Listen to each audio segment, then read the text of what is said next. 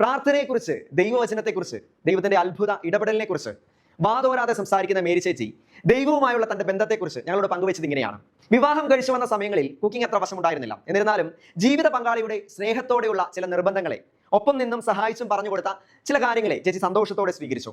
പിന്നീട് കുക്കിംഗ് ഒരുപാട് ഇഷ്ടമായി. പക്ഷേ പോകെ പോകെ ജോലിഭാരം വർദ്ധിച്ചു വന്നു. ഓഫീസും വീടും മക്കളും എല്ലാം ഒരുമിച്ച് കൊണ്ടുപോവുക പ്രയാസമായി വന്നു. അപ്പോൾ മേരി തോമസ് എന്താണ് ചെയ്തതെന്ന് കേൾക്കണോ?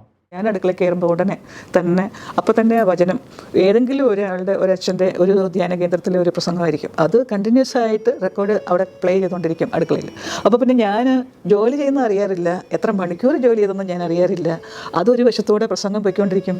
ചിലപ്പോൾ അതിലെ പാട്ടുണ്ടാകും, പ്രസംഗം ഉണ്ടാകും, എൻ്റെ ജോലി അതിൻ്റെ ഒപ്പത്ത് നടക്കും. ഈ ഒരു കാര്യം കൊണ്ട് എനിക്ക് ഭയങ്കര സന്തോഷം.